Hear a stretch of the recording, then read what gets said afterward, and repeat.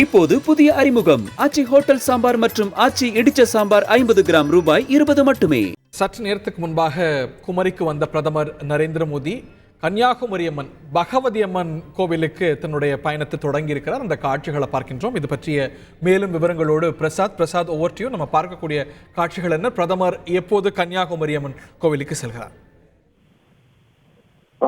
வணக்கம்.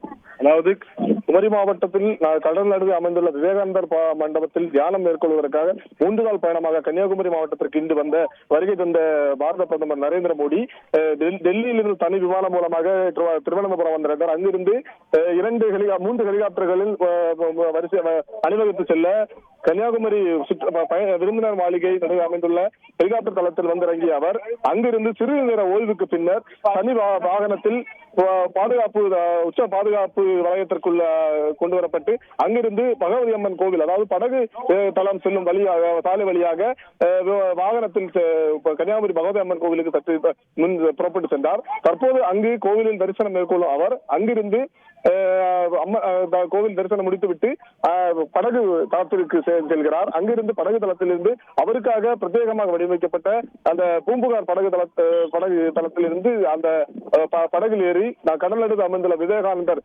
மண்டபத்திற்கு செல்கிறார். அங்கு இன்று இரவு முதல் தங்கி இருந்து வரும் சனிக்கிழமை மாலை வரை அங்கு தியானம் மேற்கொள்கிறார். அதைத் தொடர்ந்து அந்த இரவு முடிந்த பின் அங்கிருந்து மீண்டும் ஹெலிகாப்டர் தளத்திற்கு வந்து அவருக்காக ஹெலிகாப்டர் ஏறி திருவனந்தபுரம் செல்கிறார். அங்கிருந்து டெல்லி செல்கிறார். ரைட். 45 மணி நேரம் தியானம் செய்கிறார். இது தியானமா அரசியல் நிகழ்வா அப்படிங்கிற விவாதம் தேசிய அளவில் பெரிய அளவுக்கு எழுந்திருப்பது குறிப்பிடத்தக்கது. ஒரு சிறிய இடைவெளிக்கு பிறகு இந்த தொகுப்பில் மீண்டும் இப்போது புதிய அறிமுகம் ஆச்சி ஹோட்டல் சாம்பார் மற்றும் ஆச்சி இடிச்ச சாம்பார் 50 கிராம் ரூபாய் 20 மட்டுமே.